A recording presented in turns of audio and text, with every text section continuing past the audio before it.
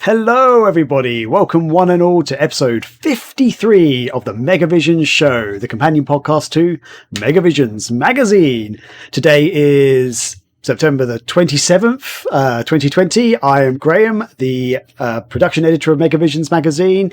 And sadly, Chris is not with us this week, but we do have the awesome, as always, Scotty Moe, the managing editor of Megavisions. So, yeah, while the cat's away, that's Chris, the ChuChus will play. Yeah. Oh, brother.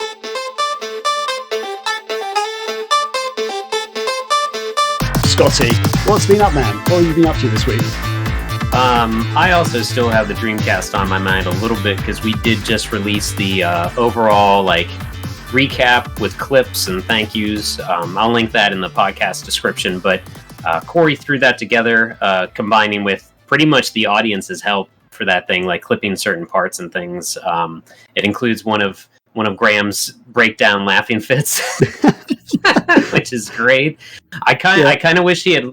I know it would have been too long of a video, but if he had just had a couple of seconds before what cued the laughter, because it shows me stressfully trying to do something, and then whatever, I'll go off this jump, and the boom, and then it's brilliant. It's so good.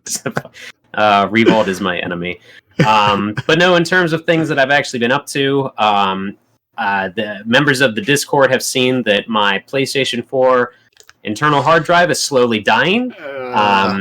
And it has what happened. Literally all that happened was there's no preface to this. We're just watching. It's pretty much our cable box downstairs in the living room, because we watch YouTube and Netflix and Hulu and Prime and everything through that before getting our Fire Stick. But we're literally just watching, no surprise, an episode of Supermarket Sweep, and the video freezes, the audio keeps going, but I was hitting the home button and nothing happened.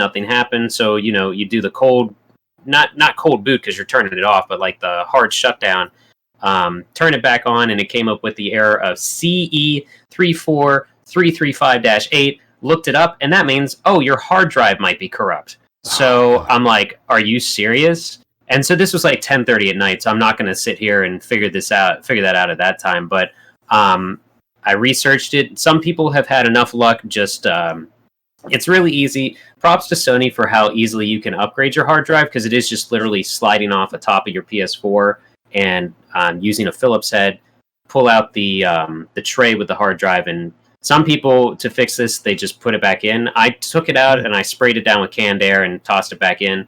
Same error comes up. Some people are like, oh, just boot it into safe mode and you can do this and that. I can't even bring up safe mode. So that's a very bad thing. No matter what piece of hardware you're dealing with, if you can't bring up safe mode, you're in a little deeper than most. Yeah. So I basically what I've done is I've ordered another PlayStation hard drive. I was saying my friend Sarah has been very helpful with this because she had something similar happen. TJ in our chat and our staff had something similar happen. Even TJ, who is actually an IT guy, that's his degree. That's what he works, the field he works in. He's like, oh, did you boot it up into safe mode? I was like, no, I can't do that. He's like, oh, you just have to hold down the power button. I'm like, no, dude, it won't boot into safe mode. He's like, yee, okay. Yeah. Okay. Yeah. So I was saying to my friend Sarah, though, I'm kind of a bad nerd because I don't have any thumb drives lying around to download the update firmware and pop it in there. So I've got 2 thumb drives coming to me, a hard drive, and then for anyone that's built a PC or anything before, hard drives have kind of 2 connectors. It's not just USB to USB or anything, but for some reason I didn't have one of those cables lying around, except for what's already in my PC essentially, but ordered one of those cables through 2 thumb drives, hard drive. So I'm thinking what I'm going to have to do is take the hard drive out of the PS4 again, plug it into my computer, put everything on my computer, put all of that on a thumb drive, put the new hard drive into my PS4, update the firmware, and then plug that thumb drive into my PS4, transfer all my files over. What is on your actual PS4 hard drive that you can't re-download? Are there save files on there, or is it? Yeah, I mean, just the games? I started your trophies, which I've realized as you get older, trophies and achievement matter less and less to people. But those are attached to your username. But really, what I would lose is my actual save data and progress in titles. Okay. Yeah, so like, so it doesn't think of just stuff that would automatically actually save to matter. the, because on Xbox One now it all basically save files kind of just save to the cloud, so I can take an Mhm. Xbox One game from my Xbox in the other room, put it on my Xbox in here, and it just works. Like I can just load up my Yeah, save file. So I discovered that I was like, if my hard drive fails, all I have to really redo is re-download those games to play them again because they're all tied to my account. So yeah. yeah, So that does exist. I'm not sure about taking it from system to system so much, uh, because they used to have a weird thing like only if you had PS Plus could you have more cloud space or something. I don't know. I forget because I've just had PS Plus just forever. right. But like, I did encounter a dumb. This is just adding to the pile of why Scotty hates current gen video games. I did encounter a thing involving the cloud where the Spider-Man game on PS4, great game. I put like 20 hours into it, and then to make room for other stuff coming out, I deleted that install because I only have 500 terabytes. That's another thing that I probably should have upgraded earlier was the actual size of the hard drive because I just kept having to delete and install stuff. So do you mean 500 gigabytes? You said 500 terabytes, which is Yes, a lot. yes, I do. Okay, Yeah, good. Just good clarifying catch. that. Yeah, so Spider-Man, so I reinstalled it, and I was like, you know what, I'll pick this up again, I'll give it another shot. I reinstalled it, and I booted up my game, and it said 0% on the campaign. I'm like, what? So I was like, oh, just go to the cloud, download it, and I could see the file, or no, I couldn't see it yet, but it's like, download, it's like, in order to download, you have to update this and update that. I'm like, all right, update it. It would not update. It would not download the latest update for Spider-Man. So I would like go to the cloud thing and I would see like maybe I can just take my save file off the cloud. That would make sense. But it would not do that unless it would update, and for some reason it just would not start the update. So I could literally see, like, I mean, it's very user friendly in some aspects, whereas like on the left side it shows what you're going to upload to the cloud, and on the right side it shows what's on the cloud. So I could literally see my Spider-Man save, my progress, but I could not download it. And I was just like, oh my fucking god, this is such a present day bullshit problem, like first world problem. But at the same time, it's like, I want to continue my game. I'm not starting over an open world game that I put 20 hours into, And so like, so I've never finished Spider-Man. Spider-Man is my favorite superhero. I've never finished that game because I've just been too stubborn. I literally thought about driving to my mom's house and using her internet because she is only like 20 minutes from me, and like coming back and just being like, here's Spider-Man now. But oh wow. So to tailor into a couple years ago when I lost all my Sega Saturn save files from a corruption thing that involves the Alien Trilogy game, that was the first time I like stared at a screen and thought, I lost all my progress. And this is not just like recent progress. This is like 20 years of garbage from Sega Saturn games. And then I finally came to the realization, like, I don't play a lot of JRPGs, or really any, other than like losing my Panzer Saga data. I'm like, is it really the end of the world that I lost my progress in these video games? Like, is my life have less meaning because I can't pick up where I was in video games? And it was very much a like out of body, like, I think I'm going to be okay. So tailoring all of that with Spider-Man, coming to this, also the fact that this PS4 was free, it was refurbished, probably launch model that I got through GameStop because Sony used to be, I don't know if they still do this, as an assistant manager, I got a free Vita from Sony. I got a free PS4 from Sony. So I can't complain a whole lot, but also that's probably why this thing went as it is right now, that it was refurbished and free and whatever else. So for a split second, I was like, this is an excuse to get a PlayStation 4 Pro. So I'm going to get the hard drive. That's all coming today, theoretically. I'm going to perform the surgery. I'll update the Discord, but I've also come to the realization of like, if I've lost all my progress on my PS4, I don't really care at this point. Like, I've gotten so far gone with this current gen, and I can only complain so much because the consoles are literally computers. This same thing can happen to a PC, yada yada yada. But it also made me realize I should back up stuff on consoles because there's less you can manipulate to fix a console than you can for a PC. So I'm thinking like, if I get into the next gen, I'm gonna have backup hard drives everywhere for everything, you know. Yeah, but I can tailor into a positive side of things, unless you had anything else to say about that. No, please tailor into positive side of things. Well, I thought your moment about your Saturn dying was actually quite positive. That's very affirming. I think some people would just like flip the table, smash the TV. Oh, dude, I was ready to, because as old console owners, we know we have to replace the lithium batteries and stuff every so often and whatever. But the real kick in the balls is that it's for one of my favorite Saturn games, the Alien Trilogy, that messes up your save data. And I've played that game continually over the past 2 decades, and I've never had anything happen. But like 4 years ago, it suddenly just erased everything. So it's whatever. No, I mean, the silver lining is, to make myself feel better, I went out and bought some video games that night.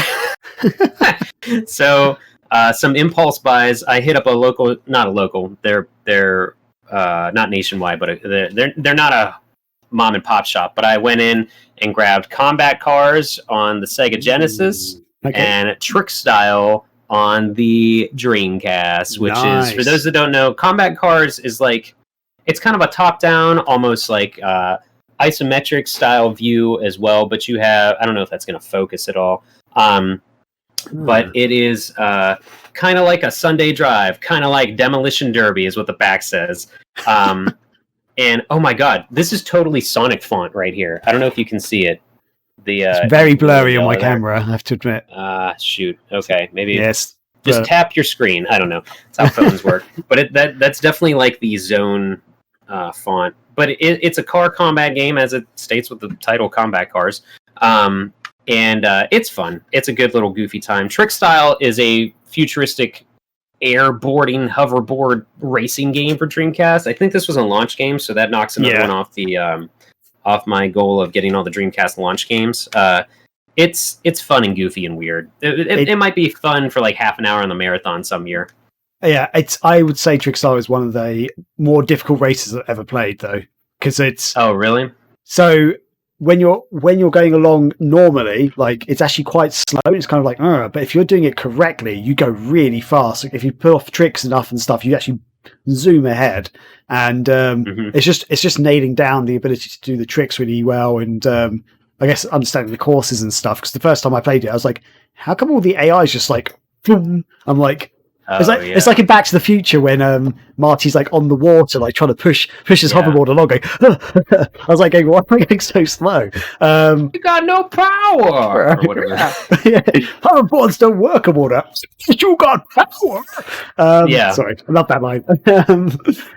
But it's a really good game. Visually, it's really good as well, especially for its time. It's one of those games though you have to master it. It's not just a Mario Kart pick up and play with your mates sort of, hey, it's more of a I'm going to strap in for the weekend, lads. I'm going to master this game. Yeah. And it's like as close to a kart racer that you can get without having weapons, because you do, like, you are, I don't remember if you can punch or kick or anything. It does say on the back here, the VMU minigames unlock hidden features. Did not know there were actual minigames in this one, so that might Neither did I. Wow. Or that could honestly be something they took out and the box art was done beforehand. So that happened. That was back in the days when that sort of stuff happened. And then 2 last pickups I'll mention here. One of them, I can't say yet why I got this because it'll be spoilers for something else, but I have now in my possession Sonic's Schoolhouse. Look at that sassy number 12 there. He's like, oh, you son of a bitch. For those that can't see Sonic Schoolhouse, he's just pointing to a chalkboard with letters and numbers, and he's going to learn you something good. Wow. It's a weird first person, like you run around a schoolhouse as Sonic, but it also like switches the camera so that you're looking at Sonic. This was something I played. It's also a Windows 95 disc, so I probably got this just to add to a collection, but it was like $5. Who cares? And I remember playing the crap out of that on a demo that had that Sonic CD, I think like Sonic and Knuckles and maybe Sonic R or something, and like Garfield's Art Attack or Garfield Live in Action, whatever the hell that was. More importantly, though, and it's sad that it took me this long to get it, I bought Tokyo Bus Guide. Yes.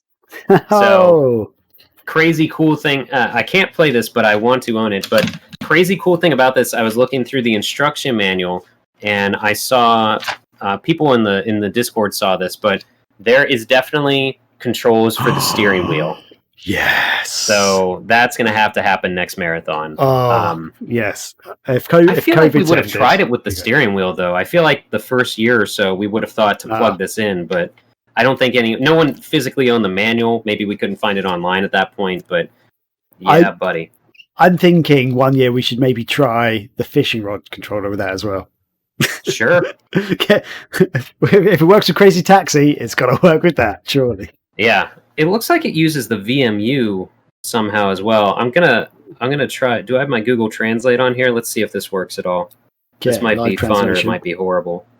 Yeah, let me see if this will work. Aim at text. Scan, please. Oh, that's not working. I always find with like. Oh.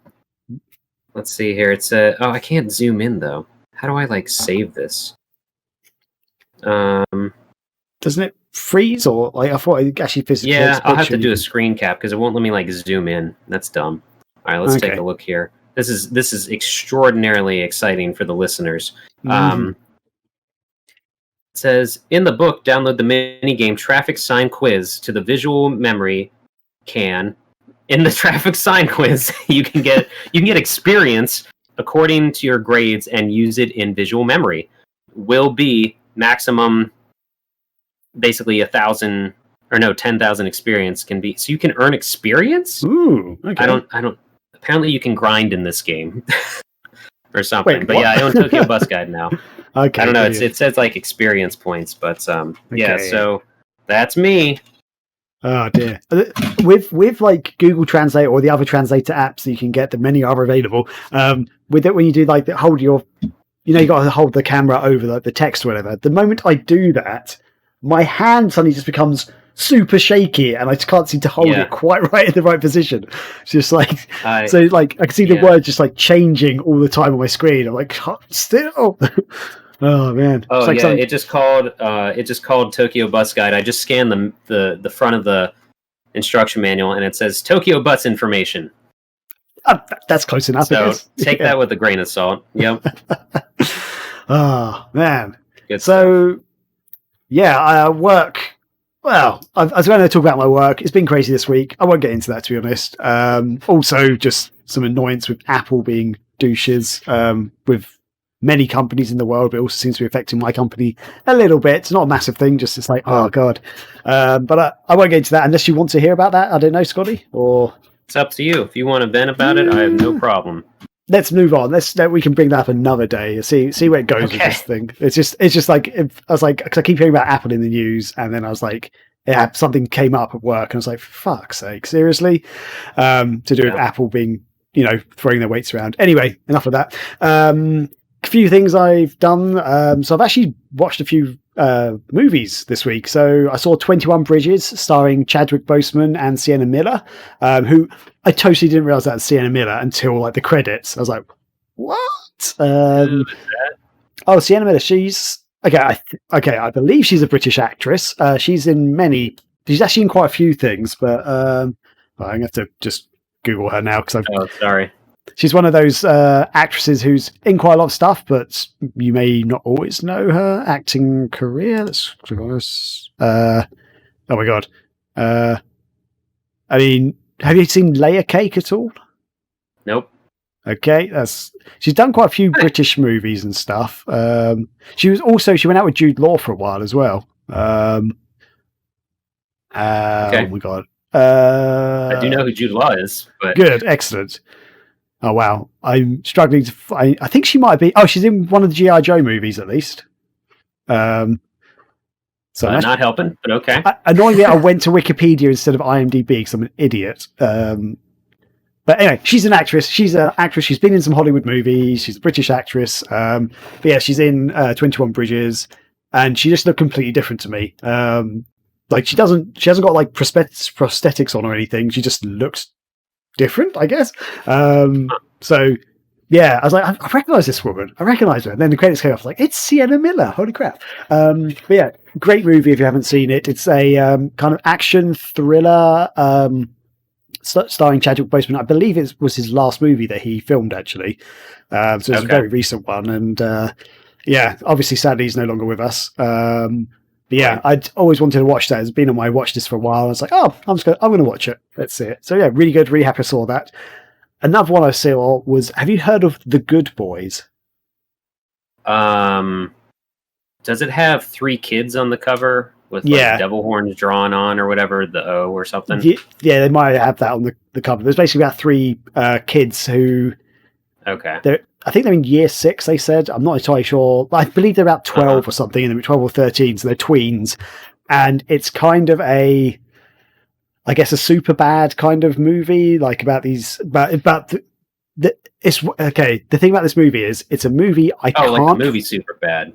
Like the movie Superbad. Sorry, yeah, sorry, like the movie Superbad, or a coming of age teen movie, but the kids are younger in it than those other movies, and I can't really recommend it to people, but I also don't regret watching it. It's a movie that basically the main joke is. The kids are young and don't know what sex is, but they talk about sex and adult stuff a lot, but they always get it wrong, sort of thing. So one of the main premises of the movie is they're trying to fit in and be cool at school. There's 3 kids who are kind of a bit nerdy, but one of them kind of breaks in with the cool kids, and one of the cool kids at school invites them to a party, which happens to be a kissing party. Woo! What the hell does that mean? Basically, they spin the bottle. Okay. And there's jokes about them trying beer and stuff. Like there's one bit early on where like, hey, I've had 3 sips of beer, and it's like, but you can't beat it. And like one of the kids like, oh, like basically it's like just sipping beer from a bottle. It's just all it's kind of stuff that you would have done as a kid, like, and sort of stuff you thought. But yeah, and that's the main premise of, like, that's the main joke in the movie is that, but it plays throughout the whole movie pretty much. And they talk about a lot of adult stuff and sort of sex, but they're kind of getting most of it incorrect. Like they want to learn about kissing, so they go on the internet, and rather than typing in Google, how do you kiss a girl, they go to a porn website, and it's just like, they're like, oh my God. And like one of the kids like says, you got to learn how to kiss, dude, because you don't want to be like that guy who he doesn't even know how to kiss good. Like he just went up and started licking that girl's ass, and it's just like, do you want to be like that guy? Do you want to be an ass licker? And he's like, no way, man. Okay. God. So some of it I actually found, some of it's quite disgusting and gross, a bit like that. Some of it, there are some moments that are actually genuinely funny, but not through the whole movie. Most of the movie is kind of cheesy and a bit awkward and a bit like, it's not great. But yeah, there were 4 or 5 moments I genuinely laughed out loud. So I say to people, watch it, but I'm not recommending you to watch it, if that makes sense. Like, give it a try if you're into that sort of, vaguely into that sort of movie, but I can't actually recommend it as a movie. So yeah, it's not my first go-to movie, and I don't think I'll watch it again for at least for a long time. But I'm unhappy that I watched it, if that makes sense. Yeah, you know, some movies you watch and go, like you lost 2 hours of your life that you want back. It wasn't that bad. Exactly. Yeah, like I think I had a tea break halfway through. I stopped it and went to the bathroom and got a cup of tea, which I don't always do with movies. If I'm really invested, I will just push through. But I was like, and then I sat down and carried on. So yeah, exactly. I didn't feel like I wasted my time. But yeah. But I've also got a pickup this week. Which, well, I say it's a pickup. It's actually got it through Game Pass, but it's a game I've been wanting to play for a long time because I used to own it and I can't find my game anymore. It's Armed and Dangerous, which is an Xbox original title. I think it was also on PC at the time as well. So it's like released back in 2002 or whenever it was. But it's currently on Game Pass. And it's one of the few Xbox original titles that was ported to Xbox One. But do you know this game at all, Scotty? No, I looked it up, and by original Xbox, you do mean apparently it came out in 2003, so we are talking OG. Yeah, OG. Xbox original Xbox, OG Xbox. Yeah, it's basically a third-person shooting game where you run around and shooting enemies, but it's very fun. the shooting can be quite fast paced and stuff. But the thing about the game is it's pretty humorous, and the whole setting of the game is very unique. It's kind of got this weird medieval style vibe to it with some of the storyline and the plot points, but you carry around machine guns and other stuff. And some of the enemies are a weird mix. At the start, you get some enemies which are kind of like Nazis with a bit of a German accent, but a lot of the enemies you fight seem to look a bit like orcs. There's also like a big Frankenstein guy. You get these kind of big golem kind of people. But the cool thing about it is the environments are really big and open. The missions are pretty fun. Like some of the missions get repeated on later levels, but they're generally quite fun. And some levels you get to call jump pack things. You get to jump around really high. But part of the humor comes in some of the weapons you use and the way you kill enemies. So you get something called a shark gun, which basically you target an enemy, you fire the trigger, and the shark literally jumps out of your gun and goes into the ground and starts swimming in the ground with its fin sticking out. And and then the enemy who's shooting you suddenly just go, oh, and so this massive shark will come out of the ground and just eat him and put him down again. And the shark will go and kill as many enemies as can in the vicinity of that one enemy. So if there's 4 or 5, it'll go and kill all 5 of them. That reminds me of the cerebral boar in Turok 2. Because did you ever play that multiplayer Turok 2? Yeah, the cerebral boar is a one-shot thing where all you hear, you fire it, and everybody else playing will hear a kind of a buzzing sound. You're like, oh crap, that's the one-hit kill gun. And you can kind of see it. It moves really fast, but that sort of reminds me of it. What's coming and you're dead. Yeah, basically. Yeah. Or another fun weapon I really like is something called the topsy-turvy bomb, where you basically they've got bombs which you just throw to they explode, but this one you sort of pull out this big thing which looks like a giant sort of pneumatic drill, but with a corkscrew on the bottom. You twist it into the ground, and then the whole world turns upside down. So you're hanging off this corkscrew thing, going, ah! And then all the enemies just fall off the world because you're upside down, and then it flips back around again. And then all the enemies come tumbling down and hit the floor. Wow! So it's just really fun. It's a really wacky kind of game. Some of the scripting is really weird and kind of trying to force some of the humor, but some of it's genuinely funny. It's just a fun game, and it's one I played years and years ago, and I can't find my copy, and I'm glad it's on Xbox. Currently on Game Pass, free to download. So yeah, I'd recommend people just picking it up because it's a blast. I'm really enjoying it. And some of it does feel dated for its time, but I still think it's good, solid gameplay. And yeah. So yeah, that's it. That game sounds like... I looked up screenshots real quick, and it looks like Earth Defense Force in terms of scope, because you're kind of not... your character's not the main focus of the screen, but you have big enemies and big landscapes you're running around in. Those guns sound great. That sounds super inventive, almost on par with Ratchet and Clank and stuff like that. Yeah, it kind of is. Environmental. Oh God, what's the word? I don't know. Environmentally alternating guns of some sort. Right. Okay. Yeah. That sounds cool. I feel like part of I've never heard of it until right now, but with a name like just Armed and Dangerous, I can understand why it flew under mine and maybe most people's radar. Yeah. But that's fun. That sounds like something I would dig. Does it have multiplayer at all, or is it only a single player thing? It does have multiplayer, but I've never played it multiplayer, so I don't know. I assume if it's on Xbox Live or anything, that might have been shut down a while ago, unless they brought those servers back on, but I don't know. I don't know. You can go to... I was trying to find a site where you can buy it on Microsoft.com, because sometimes it'll show, multiplayer or whatever. Oh, this is too much. Now it's asking me what country I'm in. Oh, that's not what I wanted at all. Okay, I don't know. Anyway, I had a quick comment about the Good Boys. That really sounds like any funny one-off joke from a sitcom where the kids in the family might be like, what was all that noise? And mom or dad is like, oh, mom and dad were having a wrestling match last night. But they take it one step further, but it probably shouldn't last longer than a sitcom's worth of time. Yeah, exactly. Yeah. And just in case anyone is wondering, it's not really a kids movie as well. They do swear a lot in it. So isn't it R or something somehow? I don't know if it's a Netflix movie or something. our rating system over here is a little bit different to yours.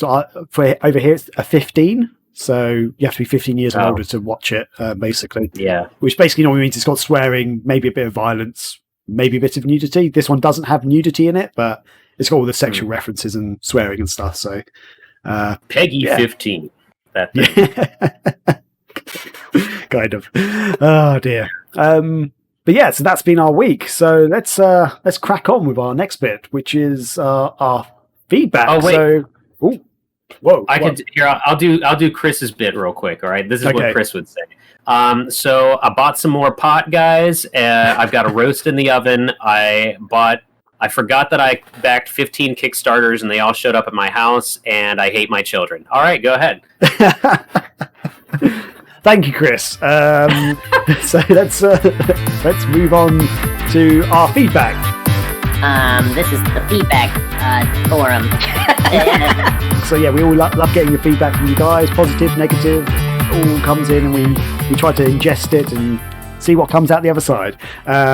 So a couple of points. So a couple of things I said last week sort of stirred some people up in the chat.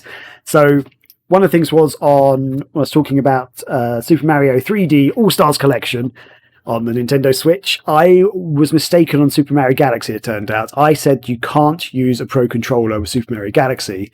The reason I said that is that the game, basically when you're playing the game, if you use the Joy-Cons, you sort of use it in the motion controller way like you did on the original Wii, because you can move your little star helper thing around and stuff to collect the star bits and also shoot the star bits into your little, I can't remember, they're called the little star people who, like, basically when they eat them, they turn into these warp type star things that you can jump into. Or if you haven't got it in Joy-Con mode, if you're playing on the Switch Lite or you're just playing in handheld mode, you can actually tap on the screen where you want to shoot the star bits. So my understanding was there you either had to have touchscreen or motion control to be able to do that function. However, Mr. Haru and, I'm going to get this name wrong because you guys say things differently to me, ZMB Hunter or ZMB Hunter? Zombie Hunter, probably. Oh, Zombie Hunter. That makes more sense. Well done. Okay, brilliant. Thank you. Everything's clicking. The way it's spelled, yeah. Anyway, so they both pointed out, yes, you can use the Pro Controller with it. So apologies there. That's my mea culpa. I didn't know. I don't have a Pro Controller to actually test it out with, but from the instructions of the game, it sounded like you couldn't. So whoops. On the back of the box, it does say Pro Controller compatible, but it doesn't specify the game it's compatible to because there are 3 games in this. So the Pro Controller will definitely work with Sunshine and Mario 64. But anyway, so correction there for you guys. Also, I did kind of make a joke as more of a flippant comment / joke when I was talking about Mario Galaxy, because I was saying Mario 64 I still love. It's still probably my favorite 3D platform of all time. I absolutely love it still. Sunshine, back in the day when I first played it on the GameCube, I didn't enjoy it. I basically sold it. I've got it again since, but I just haven't really played it. I just did not enjoy it back in the day. However, I was enjoying it a lot more. Whereas Mario Galaxy back in the day, I really enjoyed, but this time I'm not enjoying so much. And I made a sort of joke about how actually I kind of prefer Lost World to Mario Galaxy, which seemed to Sonic Lost World. Yeah, sorry, Sonic Lost World to Mario Galaxy. So I'm holding up the game cartridge to the screen for any audio listeners there. So yeah, that was a bit of a flippant comment / joke on that, because everyone compares Sonic Lost World to Mario Galaxy because of the way the world's sort of set out. But I did genuinely enjoy Lost World more than other people did. I feel like it got some really negative reviews, and I thought actually this game is way better than everyone made it out to be. So yeah, I did enjoy this game, and I played it more recently than I had played Mario Galaxy. But I wouldn't necessarily go out there and say it is a much better game, but I don't know. I might need to play them both again next to each other, because it's been a while since I played both, really. Gotcha. Other than picking up Galaxy and playing it for like a few minutes recently. But yeah, so Mr. Haru said, Galaxy is one of the best games ever made. How the hell is Lost World more liked? I am genuinely effing baffled at that, lol. And Anti-Chris said, on what effing planet is Lost World better received than Galaxy? So yeah, just addressing that, guys. Yeah, it's more of a joke, really. But I did enjoy Lost World. And also, yeah, Scotty knows. Oh, Oh yeah, I read those and I didn't even give it a second thought when you said that because Chris and I joke about how you have generally the opposite opinion of the masses. So in my head, like I didn't even react to it because in my head I'm probably just used to like, oh, that's our Graham, like in the games that people hate and vice versa. So it's also who gives a shit about your opinion really? It's just the internet, people. But it was funny the feedback that we got from that. I wish that I didn't give much attention to Lost World. I did play the Zelda DLC, which I thought was legitimately good because I really liked how it felt like Sonic World from Sonic Jam again. How you could just run around. There's ChuChus doing their thing, but and Sonic looked kind of cute in the Zelda. Or no, God, when he was dressed up as Zelda in Link's green tunic. Yeah. Because it was a weird thing where like that DLC was on the demo unit at work for some reason, so I was playing it through that. But it was just really cool because like it was a very like Zelda's open world and things. It reminded me of Ocarina and Majora's Mask a little bit, but you're Sonic and you have his speed, but the area is big enough to run around in. So I thought the DLC was pretty cool. So you didn't ever try that though, the Zelda? I got my Wii U pretty late, and I never actually downloaded any of the extra stuff. I'm not sure. Can you actually still download it? I think they might have turned all that stuff off. I don't know. Listeners, if you can look that up, because I'm afraid to open up Google while we're recording. If you want to let us know more feedback, if you can still get that Wii U stuff, that'd be cool. I wanted to say, I hope I'm going to blow your mind with this, but you mentioned the Pro controllers there is a Pro controller for the Switch. There's also the Joy-Cons. So someone else brought this to my attention that the Switch has pros and cons. Oh yeah. Wow. But I did my quick meaningless hot take on the Galaxy or the 3D collection. I only played Mario 64. They definitely did no work in updating that. Like it's pretty much a fucking ROM, guys. And I was playing. Rachel was like, I don't think I ever played any of these, but I'll watch you play or whatever. And I'm like playing them, and she's like, oh, this is a lot like I think I played a game on DS like this. I was like, they put it on DS, and you could play as not Bowser, Wario, Yoshi, and Luigi. She's like, oh yeah, I played that. Is that this? I'm like, yeah, this is that game. But the more I play and the more I hear about it, the DS version had more differences and like upgrades, so to speak, and like add-ons than this version does. My two like solid complaints are that they didn't take the time to map the camera that was this 4 C buttons. So when you use the right stick, you move it, but it only goes like a right degree, like a right angle, like it goes 25 degrees and you can only rotate it. You can't just move the camera around with the right stick. You know what I mean? See. Yeah. It's still like the digital format almost like to do. Yeah. And I think it's such bullshit they didn't widen it to widescreen. But whatever. I think this game is just solidifying that I've definitely gotten worse at video games, or the controls are not great now, because when you get the flying cap, Mario has 3 new caps in 64. I legitimately, to get the flying, you have to get them in the castle land to unlock them in the actual stages. So the thing where you look up at the sky in the castle or down the sun, I forget, but you're suddenly thrown into the red cap flying part, and you have to essentially do a spiral around this thing to get 8 red coins to unlock a star in there. I did that like 8 times. I could not narrow it down enough to target the coins well enough to get that. I was getting so mad because I was just like, am I really just getting worse at video games like monthly here? It was driving me nuts, and I couldn't get some stars and things because I was just like falling off the level, fell off again, fucking whatever. I don't know. Do you find yourself like that you're worse at games now that you like replayed this one or anything? Or some games, yes, definitely. But yeah, in fact, on that cap thing, I did actually die more times than I had done previously. I died like 3 or 4 times, I think. Because the one thing I forgot is, as you're going down, you sort of build up a bit of speed, and he's go woohoo. He has to really that's what was throwing me off. It's like, okay, I was turning, but now I'm going straight up again. Cool. And it's kind of forcing you back up. You're like, no, I want to keep going. So that I did have to do a few times.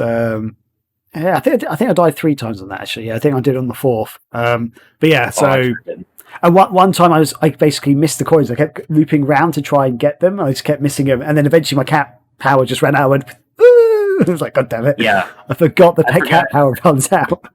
Yeah, for some reason I had it in my head that since this is the bonus level, you're unlocking the cap, that it's just infinitely on your head. But no, it's sure not. Yeah. So that is a game that everyone does need to play because it is like a historical game. But man, it has not aged nearly as well as people try to defend it. Ooh, really? So I think it has aged brilliantly. I love it still. I think it's brilliant. It's mainly the controls. Like there are parts that the camera genuinely did mess me up. And I don't know. I feel like it was a lazy port. I feel like this was a lazy collection, honestly, because it's cool that they have the soundtracks on there, but who's taking their goddamn Switch around like a Walkman? That was, Yeah, I was like, oh, cool, there are extra stuff. Oh, wait, soundtracks. I do like the soundtracks, but I'm not going to just sit here and listen on my Switch. Like, give us a download code so we can throw it on our computer. We already bought the thing. Come on. Yeah, that would make way more sense to do that. Yeah, in some games you can just go to the sound options and just listen to soundtracks. So anyway, the sound test or whatever. I would agree. I'm happy they've done it, the collection, but at the same time, it is a lazy collection. Other companies would have revamped things or added cool stuff, like even if they had the DS options and stuff, like because that was really cool. I think the main problem and the reason people see this as a lazy collection because so much was done with the first All-Stars collection, because the old 8-bit games were put into 16-bit graphics and things awesome. Like that, and they added lost levels and different. I think there was even a version that included Mario World as well. That was All-Stars Collection 2, basically, Super Mario All-Stars 2. Yeah. It was basically the same thing, but they added on Super Mario World, which is brilliant. Yeah, I remember I first played Mario Bros. 3 on the All-Stars game on the SNES, and then my friend said, I've got it on the NES. I was like, yes, I've played this game so many times, I love it. I went to play it, I was like, this isn't the same game. Like all the music was up, like the colours weren't quite the same. I'm like, what's going on? Right. This is the original. I just didn't realise. But dear. But I guess that wraps up the feedback. Thanks for the feedback, everybody, and apologies for my stupid mistakes I made and what have you. Your opinions are not your mistakes. Well, the Joy-Con thing was a mistake. That was a genuine apologies. That was anyway, so I guess that moves on to Scotty Mo's mail sack of wonder. Yes, the mail sack. We got the mail sack. Beautiful mail sack. Oh nope, that's wrong. That's very wrong. That's right. Oh God, I should have this prepared. Okay, but we'll just unzip this bad boy and bring it on up. Probably don't have to be that close to the mic, but here we are. So we've got first on Twitter, Chaz Bagley, which is a great name. I hope that's your real name.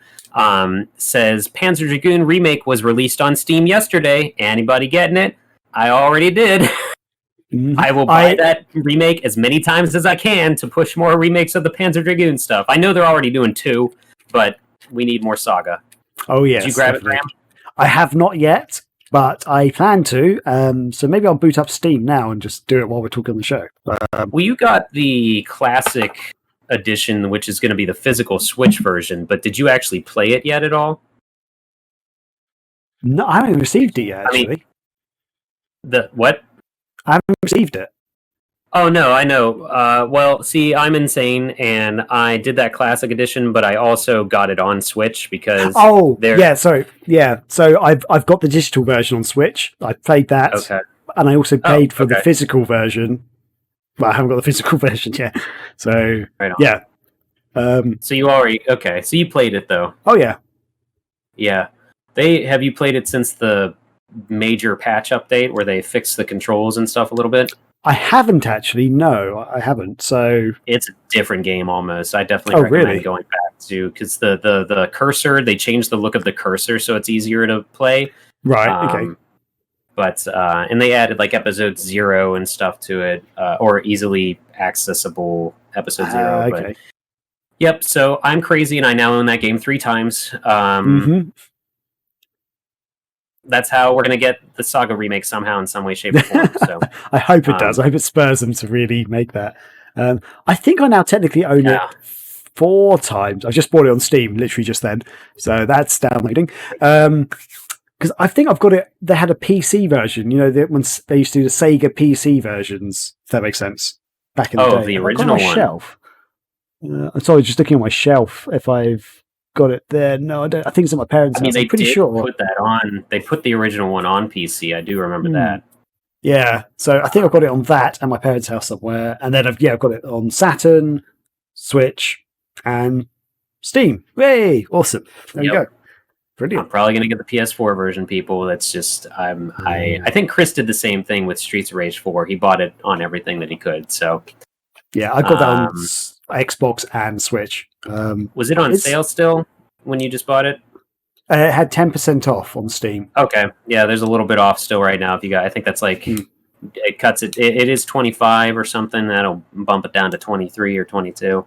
Yeah, on Steam with the percentage of it's like £17.54. There you go, guys. Yep. Grab it.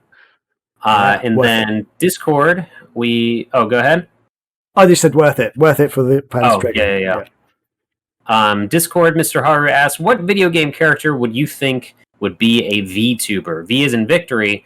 Some people will not call this a victory. Just kidding. But it's basically, instead of a webcam, for those that don't know what a VTuber is, you have an anime type person that is I don't know. Somehow it has facial recognition stuff so that when you're talking, the mouth moves and the expressions sort of change and stuff. The one that I can think of that got a lot of traction on Twitter was a anime girl playing Mario, and she's like in one of the dungeons maybe or something, and she says it's the first Mario, I think, and she just goes, much confidence, and runs and lands straight in the lava, and then after that she goes, no confidence. Yeah. So I guess for mine, video game character, I wouldn't mind seeing Jill Valentine watch her play some video games. That'd be cool. From Resident Evil. I mean, I think the Sega go-to answer might be Hatsune Miku, maybe, if you think of like an anime lady first. But do you have a video game character? It doesn't have to be an anime character that you would want to be, or that you could see being a VTuber. This literally just came to my head partly because I just looked at the game on the shelf. I thought that could be cool. Do you remember? Have you ever played Far Cry 3? No, but I know of it. Oh, okay. There's a guy, like one of the main bad guys in it. He's called Vas or Vas. I can't remember how they pronounce his name now. Yeah, he's kind of on the cover, isn't he? Yeah, he's on the cover. I think him. If he's doing it in character, I think that would be really good because he's one of my favorite antagonists in a video game. He's so well done, brilliant. Nice. So yeah. I'd love to. There is also, I don't know if you guys have Chuck E. Cheese over there. Do you know what that is, though? I know it's kind of like, is it like a kiddie style restaurant sort of thing? Like kids can go it's there basically what Five Nights at Freddy's was based off of loosely, because they'd have people running around in costumes of like a big mouse and his buddies that were a chef, a bird, other stuff I don't remember. But they would also have an electronic like a robotic band on stage, which was just big puppets being electronically controlled. So the piano player would just be like going like this for 20 minutes while they're playing a song. And like, there's like, if the sound would mess up, all you would hear is like, like hear the sounds of the plastic and the metal in their eyes and crap. But it's Five Nights at Freddy's was based off of that crap. But what I'm getting at is apparently Chuck E. Cheese has a Twitch, and there's a puppet of Chucky, Charles Entertainment Cheese, the mouse, playing games, but he doesn't say anything. He'll just hold up a whiteboard that says game on, or like welcome new viewers, or like oh wow, something like that. It's hilarious but also scary because there's no it's got to be 3 people doing this thing, because like someone's playing Fall Guys while someone's manning the puppet while someone's writing stuff down. It's just this is the world we live in now. Wow, that's a thing. Yep. And then Tornado Jones, Mr. Corey from the Megavision staff and Scrubverse universe, asks, has Scotty had a chance to listen to the new Twerp album? If so, what are your thoughts? I'm about halfway through and I think it's good, but no song so far has jumped out at me like Film Racer or Starlight Brigade did from their previous album. He might have actually skipped. So Twerp It's spelled TWRP, and that stands for Tupperware Remix Party. They are an awesome kind of a disco rock band because they do have disco vibes to their music, but there are songs that are just straight up rock songs. Okay. I have one of their awesome shirts on that I will show the audience. It is the character select screen from the Turtles arcade game. But it has each of the characters. So, cool. No joke, Dr. Sung, the lead singer, he actually uses nunchucks on stage for one of their songs, and he's pretty impressive. Like, that whole band's aesthetic, they said recently on Twitter, was inspired by essentially VHS blank recording tapes. So, that's like the rainbowy kind of out of this world stuff. So they did have an album before this one called Return to Wherever, which was okay, but still their strongest one was the one before that I forget the name of right now. I'm going to look it up. But Over the Top, I do like the first couple of songs, Coming At Ya, Roll With It, very energetic. And they have some songs that acknowledge the pandemic, which is cool, because I feel like some people are kind of avoiding that in their material right now. But I dug that they had The Gambler on a song and she's in the band Proto Men, but it was cool to see someone other than Panther, the lead singer of Proto Men, doing stuff with other bands. And I like Grand Prix is the last track. Definitely, yeah. Overall, it's not as powerful of an album as their other stuff. I'm trying to look up the other... Oh, Together Through Time. That came out 2 years ago. That, I feel, is their strongest album. Okay. And it's super pretentious to say if you haven't heard of these guys, Graham, but this is a band where if you don't like them just listening to them, I don't fault you, because you really need to go to one of their shows to experience the twerp atmosphere. Like, no joke, Rachel and I and our roommates at the time went to a local place that was in walking distance, really crappy bar, but they have awesome bands play. Like, we've seen Bit Brigade there and other stuff, but we walk in, and this is where I actually got the Booty glasses, because they had a band open for them called Planet Booty. They were okay. They're kind of like hip-hop R&B with hilarious stuff, but Twerp comes on, and they have these outfits where the lead singer has basically a cone on his head, but it's got like rope lights, and like they all have like jumpsuits, not jumpsuits, but like spandex sort of. Commander Meowth is their bassist, who is the best bassist I have ever heard, and probably alive right now. I'm going to end the episode with their song Head Up High, because that is a good example of their talents, but he slaps that bass. Their guitarist is amazing. Their drummer is amazing. They kind of gained relevance by being the backup band for Ninja Sex Party. Have you heard of them at all? I am a pretty big fan of Ninja Sex Party, actually. Yeah, I know most of their songs. Yeah. The band for Ninja Sex Party is basically Twerp. Okay, brilliant. So they do a lot of collaborations. You should check out, this might be a good introduction to them for you, the song called The Hit. The Hit. And yeah, I'll find the music video for you, because that's a pretty good one. But Danny is on this album as well. He's pretty much on all their albums, at least one song. His song that he did with them is pretty good too. But we went to this show on a Sunday night just thinking like, whatever, it's walking distance. It's like $10 if even to get in. And this is Sunday night, when the world was sort of normal. And we're just like, all right, we'll see what this band is. I've heard good stuff. But Twerp gets on the stage, and we're just like, holy shit, this is one of the best performing bands I've ever seen. And it was so worth it. They have a bit also where, like, halfway before the encore or whatever, they'll leave and they'll come back out on hoverboards, like, onto the stage. It's just silly. And my favorite song, and Corey will agree, is Phantom Racer, which is essentially like Racer X meets Top Gun meets what's it called? Thunder. Oh crap! What's that other Tom Cruise movie? Days of Thunder. Days of Thunder. Yeah, that's it. Rolling Thunder again. Yeah. Sorry. Yeah. It's just, they're a really cool band. They have a very positive message overall. Some of them do stuff on Twitch, but if you get the chance, go see Twerp. It doesn't matter who they're playing with or what's going on. Go see Twerp, or find some of their, like, they've got a keytar in their show. Good shit. Very much like 70s, 80s vibe. Yeah. Brilliant. Yeah, but the newest album's good, but still, the Forever Through Time is my favorite of theirs for sure, or Together Through Time. That's all everyone needed to know. Okay, I'll have a listen this week, and I'll report back to you. That was the mail sack.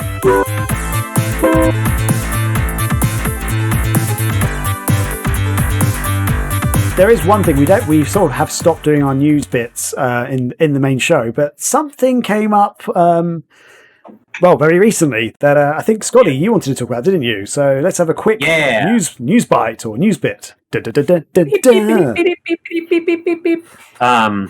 Tokyo Game Show just happened, and while a lot of news is still being there's no solid list of everything that happened yet, unfortunately, at the time of this recording, so we're probably missing some stuff, maybe some Sega stuff, but a big thing that came out was that Sega announced Virtua Fighter Cross Esports Project. And Chris posted this on the site. It's a trailer that incorporates Virtua Fighter with other stuff, and there's a silhouette of Akira at the end and stuff. It didn't confirm a new game or anything, but it's essentially saying that I'll read this quote here from the announcement. Virtua Fighter was created as the world's first 3D fighting game in 1993. Will restart as an esports title in celebration of Sega's 60th anniversary, starting in Japan. And then it says details on the project will be announced in a future update. So that doesn't necessarily mean that there's a new Virtua Fighter, but it's good to know that they have not forgotten what is a lot of people's favorite fighting franchise. I can never get into it has a steeper learning curve, I feel, than a lot of fighting games with the floatiness of it. But so they didn't announce anything else, but it maybe leads into Virtua Fighter 6, or I don't know what it meant by rebirth or something like that. But it's pretty cool. This is probably all you've heard about it, Graham, but what do you think? I'm just interested to see where they go with that. Starting as an esports thing, I guess. I don't know. I have almost no opinion on this. I think I'm happy they're doing looking into Virtua Fighter again. For me, Virtua Fighter is one of my favourite fighting games. I preferred it way over Tekken back in the day. Still do. I still think Virtua Fighter 3 TB on the Dreamcast was a massive letdown because that was against Soul Calibur and Dead or Alive 2, which at the time they both visually looked way better and were faster and smoother games. However, I still have a place in my heart for the Virtua Fighter. Virtua Fighter 2, I think, is actually probably still one of my favourite fighting games of all time. I love that game. I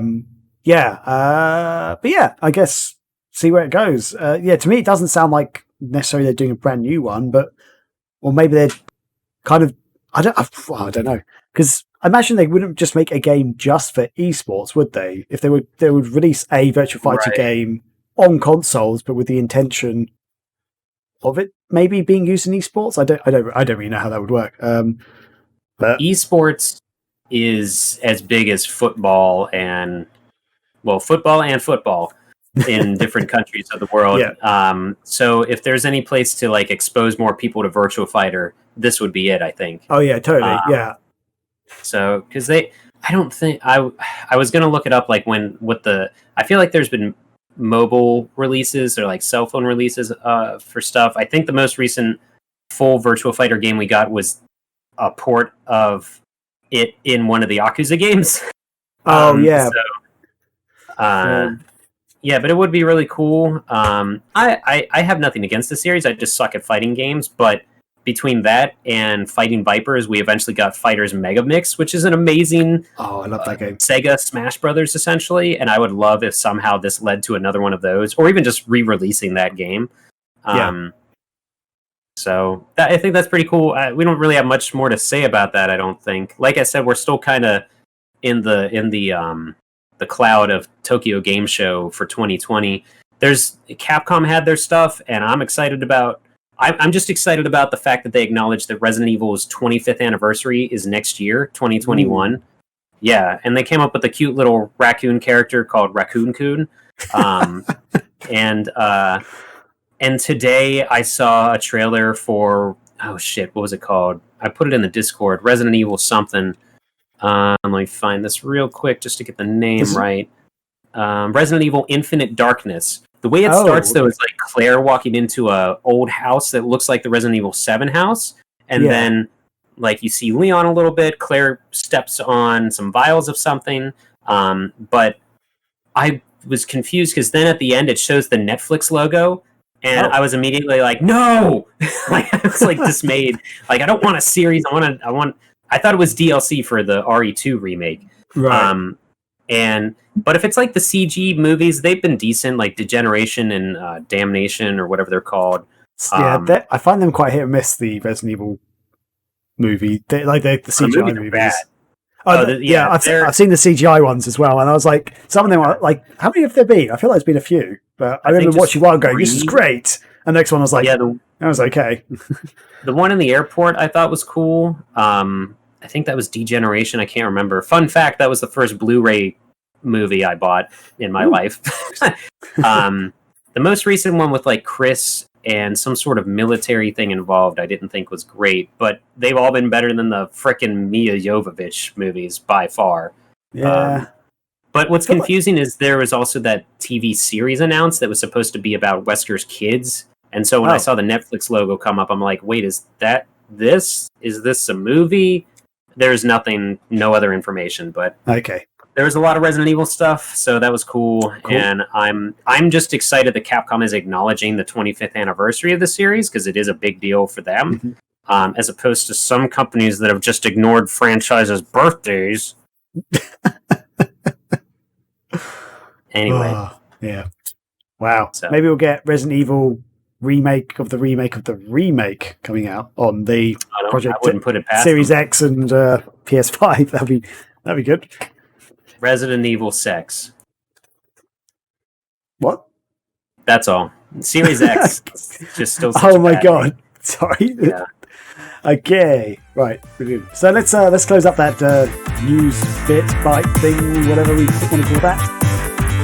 Picks of the week. So this week I am going to start with a movie.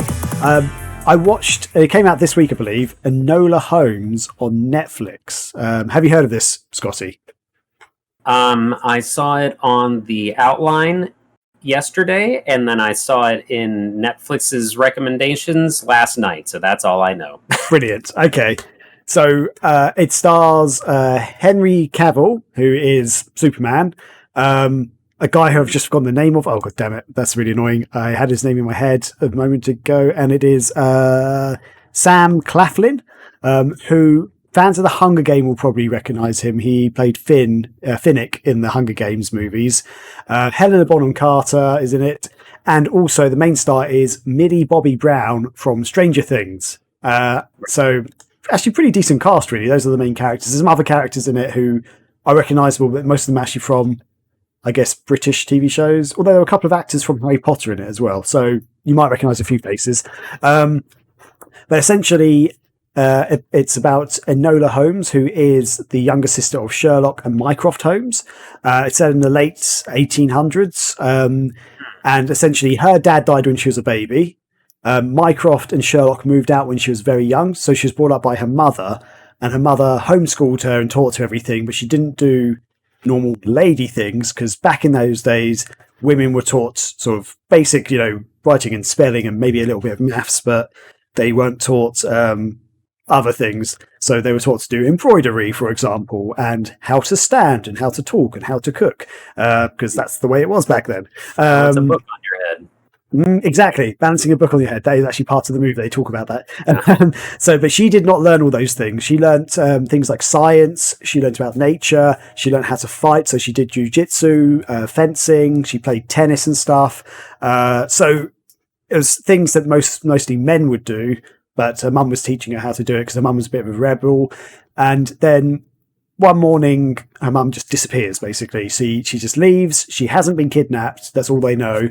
But she's just vanished, and essentially Sherlock and Mycroft sort of come back, and they find this almost untamed, wild younger sister who isn't very ladylike and stuff, and they're all a bit shocked.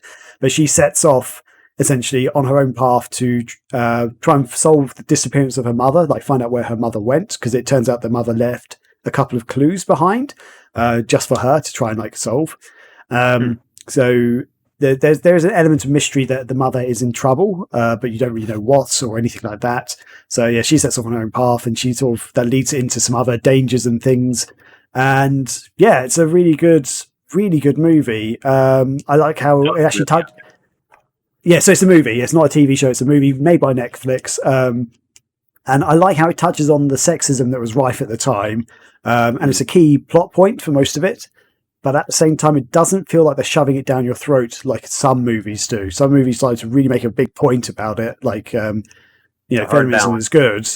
And it's a hard balance, and feminism is a good thing. Equality is a fantastic thing. But yeah, some movies really try to shove it down your throat. It kind of that can be off-putting at times. But this one, I feel like does it brilliantly. Does it so well. Millie Bobby Brown is brilliant in this as well. It's so good. It's actually a very funny movie. So it's got elements of like mystery and intrigue and stuff within it. But it's so funny, and she really lends her hand to making it so good. It's like some of her facial expressions and stuff, and there's times where she breaks the fourth wall and just like turn to the camera and talk to the camera. But it's done in such a good way. It's so good. I would gush about this movie all year, I think. Well, there's only a few months left. Okay, I'll gush about it for the next year as well. It's so good. Definitely watch it. It's just recently out. I really hope they make a sequel. I didn't realize this at the time, but it is actually based on a book by a lady called Nancy Springer. So it's not one of the original Arthur Conan Doyle stories. It's a more modern writer. So there we go. And Holmes and Sherlock come into it a little bit and sort of help out, or they're doing their own sort of solving of mysteries within it. So Henry Cavill and Sam Claflin, whatever, they do play a crucial role in the plot. So it's not just all about Enola. So they are building up the characters for all three of them essentially. So I feel like if they were to do a second movie, it would be really interesting. But yeah, she is brilliant. The movie's brilliant. Very, very good script as well. I won't say it's like the greatest mystery movie ever or anything like that. There are definitely better sort of mystery movies out there in terms of that side of things, but just the way it all comes together is so well done.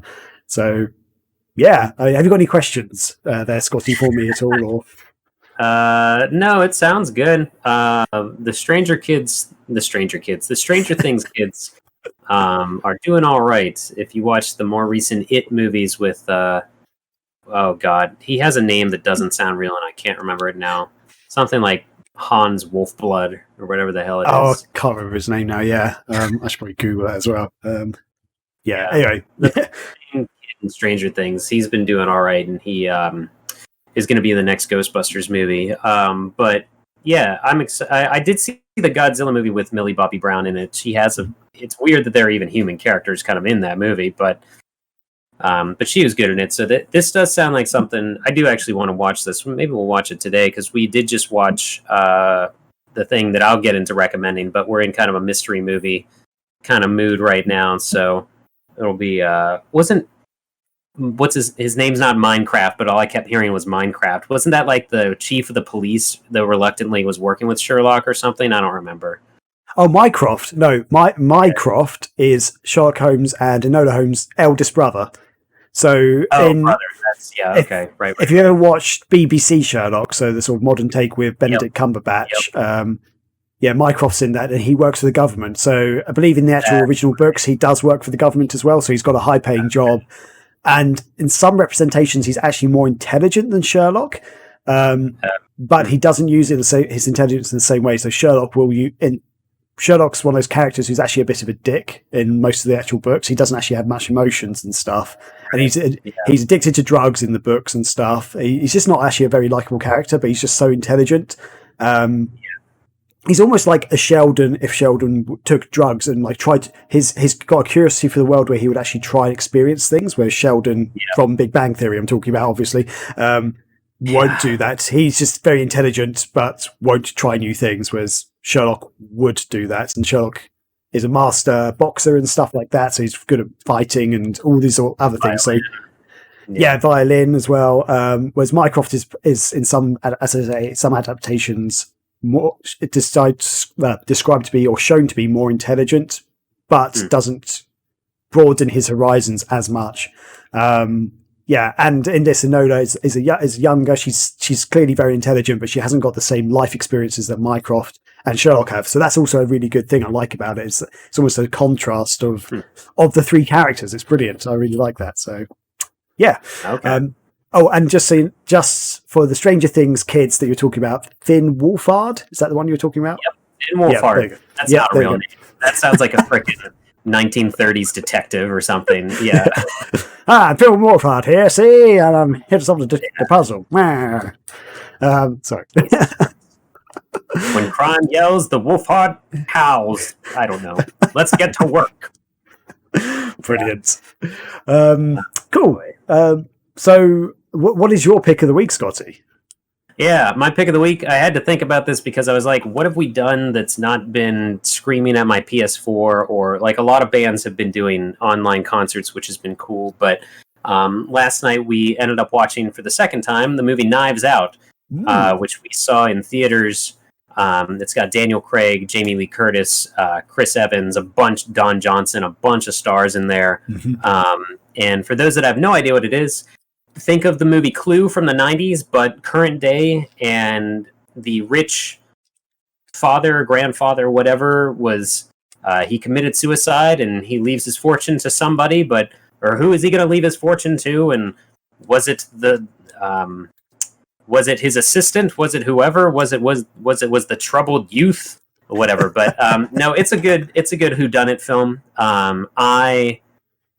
I felt I was bummed out when we saw it in theaters because I learned then that Rachel had never seen the Clue movie, and so I think as a result she didn't enjoy the Clue movie as much. Whereas I like Knives Out because it reminded me of Clue, which Clue is still funny. Some of the jokes have not aged very well, but it's still hilarious in a lot of areas. Knives Out has its funny bits. I definitely recommend it though for a good whodunit. We've seen it twice, and we want to like find the Blu-ray and still get that. Which, if you've not seen it though, be careful looking at the Blu-ray because there's actually spoilers on the cover. So like, maybe just somehow open it without looking at the front or back, and just put the disc in and watch it. I found that out, and I think it's pretty cool. It's almost like it's almost like how one season of the show Lost. If you have the DVDs, there's actually spoilers when you open up the cases, because on the front it has a whole cast, but then like within the case of one of them, it shows everyone that actually survives that season, like bullshit like that, which is cool if you've seen it. But if you've not, then you open it up and you're like, oh, so that's who dies before you're even watching the season or something. Okay. So just be wary. At least for the American case, it has spoilers on it. But no, it's fun, and Daniel Craig does a good job with his character. There's a lot of it's good acting overall and all around, and it's just a fun putting things together. And it was cool seeing it a second time, kind of like how you try to figure things out like the second time you see Inception or something like that. Not to that degree of hurting your brain, but it's good. And they did confirm a sequel, which is going to have a totally different cast, of course, aside from Daniel Craig, which makes sense because he's the private investigator in the movie. Brilliant. Yeah, so it's good. Knives Out is a fun time.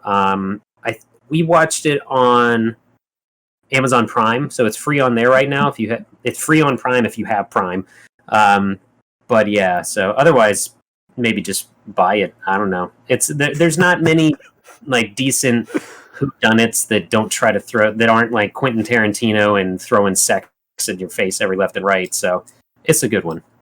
Yeah. So funny enough, I actually watched it last weekend.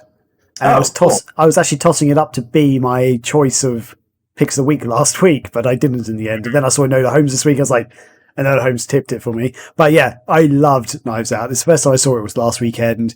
As you say, it's very reminiscent of Clue in some ways. I think that's down to the fact that it's a murder mystery, but they've done it in a funny, comical way almost. I mean, it's not like balls to the wall laughs at every minute. But it's very well done, and the comedy is very good. I was also just surprised the way it played out as well. Without giving any spoilers, it didn't play out like a normal whodunit, really. Right. So I don't want to say any more than that, because anyone who's seen it will probably understand what I'm trying to say there. But yeah, I love the characters in it. I love all the different characters. And Daniel Craig's character. So do you ever watch The American Office, or did you ever watch The American Office? It's the first season, but just damn it. Okay, I think I've asked you this so many times. But there's an episode later on where it's going to, I think the company is being sold or something, and they don't know if they're going to all lose their jobs and stuff. So Michael Scott, the office manager, basically, rather than like keep people working or send them home or anything, he basically holds a murder mystery party. And it's like one of those ones on like a CD, and it's like it's all set in, it's basically set in Louisiana. So it's like southern, like really Southern American, like with basically what Daniel Craig, like his voice is like, gentlemen, there has been a murder. I can't do the voice. Okay, I can't do it. but yeah, so they're all talking like that. And, so be obliged to do me your kindness yeah, it's like, yeah. So when Daniel Craig started speaking, all I could hear was Michael Scott going, "There has been a murder." Like, yeah, I do declare. Mm-hmm. Yeah. So yeah, and I think for the rest of the weekend, I was walking around talking with a Southern American accent. Sure, that was a blast. Oh yeah. But yeah, the only thing I don't like about Knives Out is the character trait that they give to Marta, in terms of how she can't lie. But I mean, that's yeah. Because it's just so ridiculous that it's almost like something out of a Goosebumps book. But eventually, like, the movie's better overall that you just forgive that one silly thing and it just keeps going, because it does drive the plot and whatnot. But yeah, I will not. I won't say anything, but I remember when we saw it that I did kind of call out a part. I did. I'll tell you after. Okay, that's cool. I actually did guess a couple of 2 or 3 of the twists in it. That did pop up. One of them was quite early on, actually. I was like, yeah, something's there, sort of thing. But I bet I know. What you're thinking generally, I thought it played out really well. It's one of those movies that, even though you know what happens, I reckon I could easily watch it again. Because that's the thing, some murder mysteries, you've seen it once, you don't really need to see them again. But the mark of a good one, like Clue, for example, and this is, I reckon you can watch them many times, and yeah, brilliant. But yeah, so I guess is that the end of your picks of the week? Have you got anything more to add, or? Yeah, no, that's it. Brilliant. Than Okay, well, I guess that wraps up our picks of the week this week. And do you want to quickly guess what Chris would have done this week? Let's have Chris come back into the conversation. Jesus Christ, something probably happened on Shudder. Joe Bob.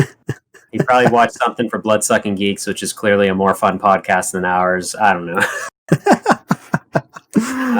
He'll say, "Yep, I've just been watching the Hammer films. Somehow I don't have time to play video games, guys, but I watched all 13 of the Mummy movies, so there you go." Well, I hope you enjoyed them, Chris. Thank you. And that'll wrap up our picks of the week.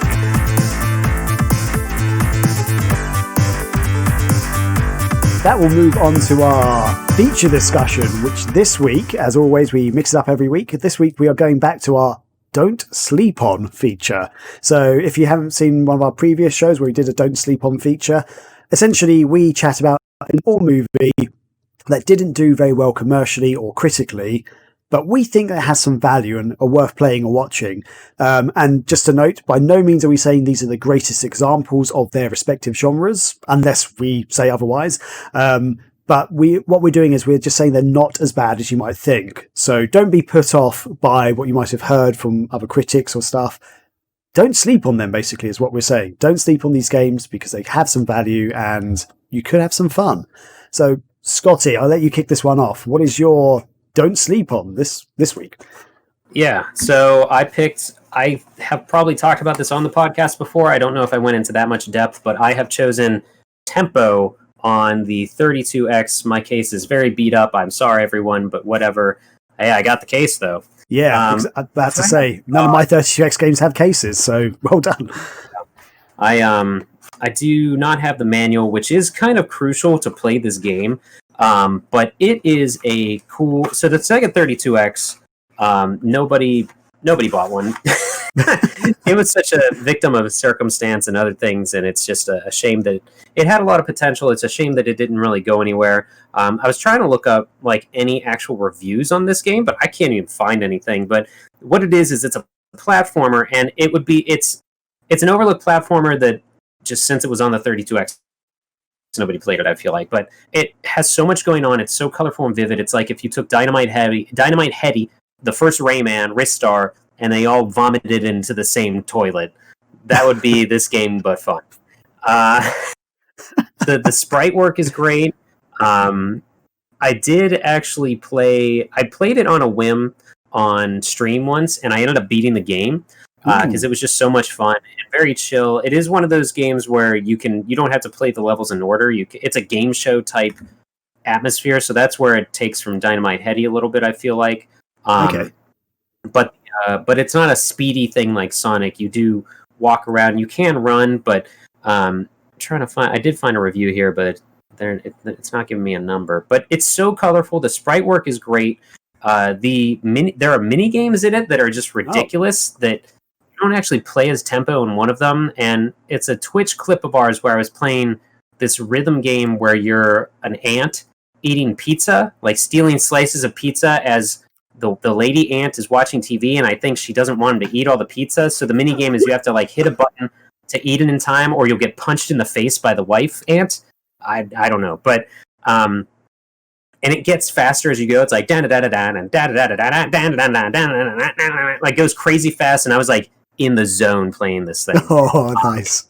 It was very good. It was very cool. And it's not too long of a game, but there are times where you'll get not a health pick, but like an item or this hand. It's like a glove with a number on it, which means you can jump, you can kick, and you can fire out these notes. So with his name being Tempo, the box art on the front is not at all how Tempo actually looks in this game. But it's got a great soundtrack, but he's like a goofy little bug thing, and he does use music as a weapon. He fire out notes, and as you power it up, it shoots him like in all directions. When you get an item that brings his girlfriend into play, she's one of the... if you hit a button, she'll like go over and just kill whatever enemies on the screen. There's a button combo that when you have your girlfriend with you, you do some sort of dance routine, and then suddenly all the enemies on the screen are killed. I didn't learn that until way later on, like during a boss fight randomly. Because I don't know. I didn't read the instruction manual, but you need to for this thing. And there's, like, to give an idea of how random this game is, one of the first levels, you're going into the stomach of a dog, and the first part of it is just his mouth chomping up and down. You have to avoid his teeth or you die. And then you eventually get in there, and you're like, there's different blood cells in the background and like all kinds of crazy stuff. But then the boss is a giant boxing glove in a boxing ring, and I don't know. Yep. Wow. So it had a sequel, or it had a kind of a light version released on the Game Gear, which I was trying to look up the price of that. Unfortunately, this game on 32X goes for a pretty penny of rounding out to $50 loose or $116 complete. Let me check on the Game Gear one, because the Game Gear one is Tempo Junior, and it is very much a light version of this, like not as extensive. I don't know if you even have the girlfriend power up. Jesus, that goes for $40 loose, or even more than the 32X game complete. And then there's a Sega Saturn sequel that was only in Japan. I think it's called Super Tempo, that I do want to get, but that one's also pricey. Lots of people in the Megavisions Discord are a fan of this now and like fully support this game. I'm not saying it's all because of my stream, but I think that helped, and it was a lot of fun. One of the most fun streams I've had, because the chat was into it, and it was like this hidden gem from the library, and as a result of that, I was watching Game Tracks, who's another streamer. He was on the Scrubverse podcast, their last episode. He was playing the first Rayman and just not raging out, but that game gets difficult, like not fun, difficult eventually. And so I was like, dude, you gotta play Tempo. It's the same aesthetic, but a little better and not as rage-inducing. And so he popped that on, and like the chat was going nuts. He was like, this is actually a legitimate good game. I'm gonna have to come back to this. So I felt good that we like cultured another nice with Tempo. It's such a fun and weird thing. If you have a 32X, grab it. If not, find a way to play it, because I do recommend it for any platformer fans.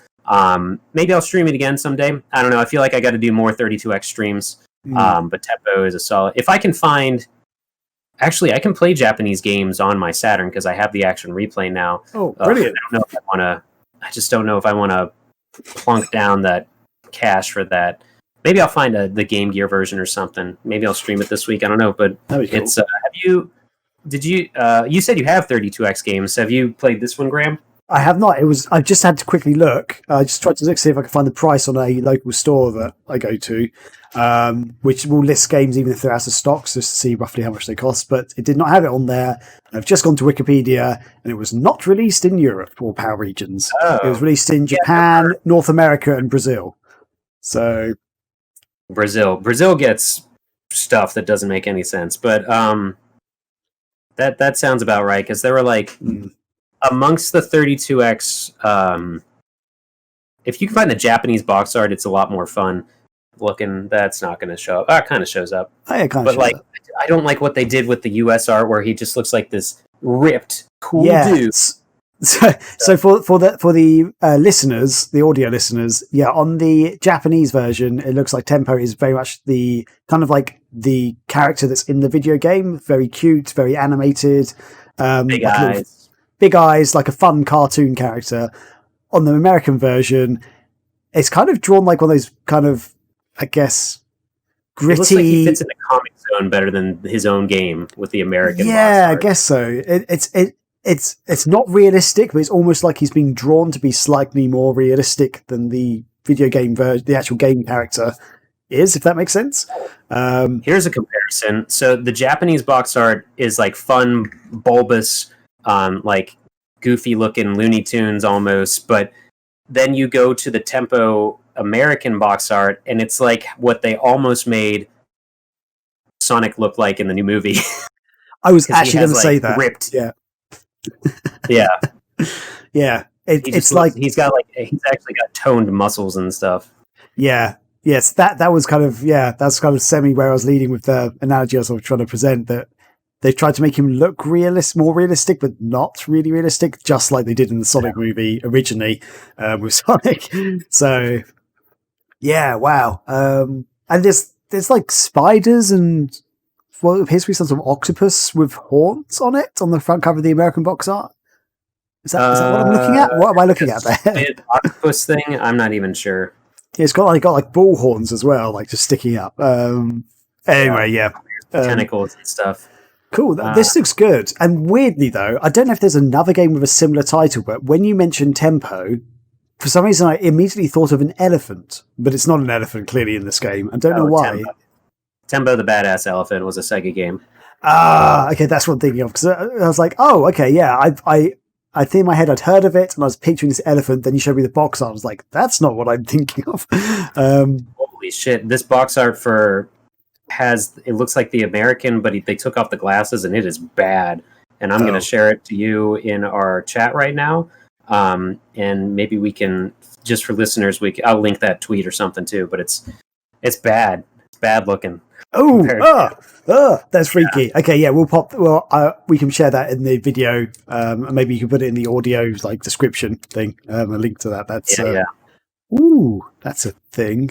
Wow. But it's a good game. It's a great platformer that I'm afraid not many people have played and more people need to. Yeah.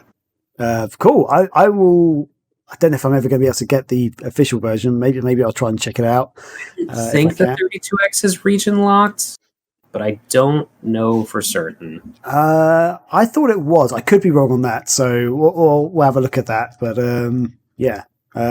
cool. Awesome. So That's me.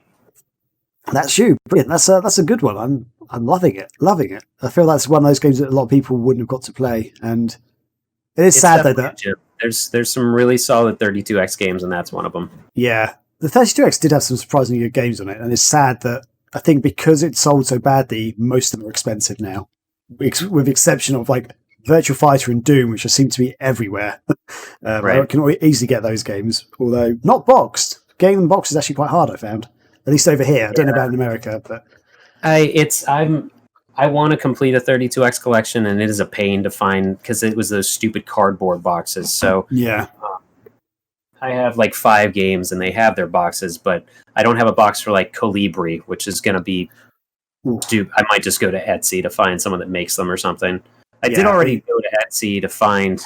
This is I don't know how OCD you are, Graham, but I hate like this and N64 cartridges don't have the name on the top.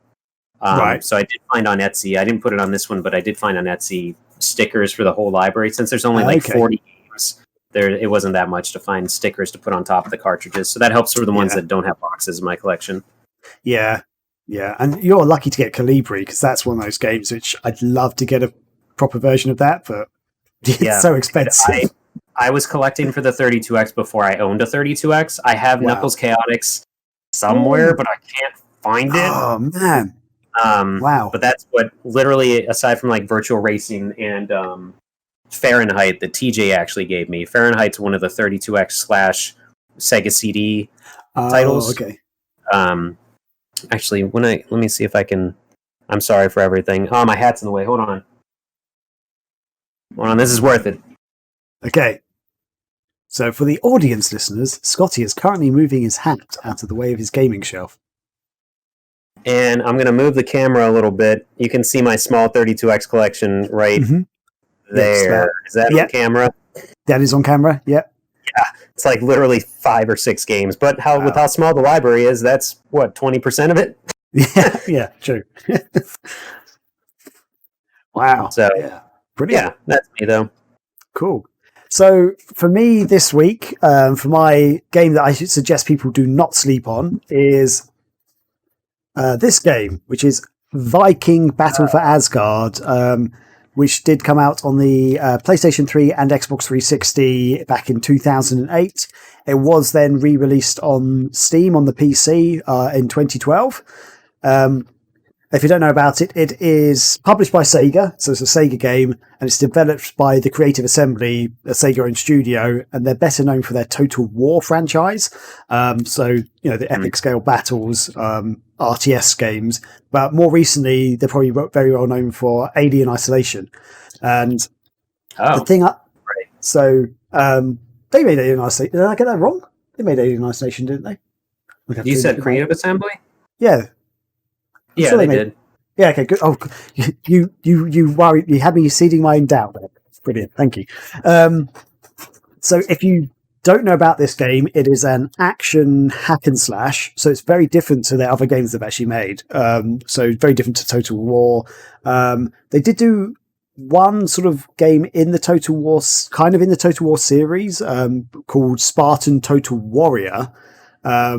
Which is not an RTS game, and that was also a 3D hack and slash game. So that's probably the most comparable game they made previously. But this one is set in like basically big open environments. It's set on 3 islands, based on Norse mythology, and the first island is pretty big, but then the second and third islands are massive. They're really big, epic scale, and the thing about it is. It didn't do very well critically. I think it didn't sell too well. So it got very mixed reviews, mostly average reviews when it came out. The game can be a little slow at times. Scarin, this big Viking guy, he's a bit slow at times. Like he kind of moves sluggishly, like I guess a big muscly Viking would do.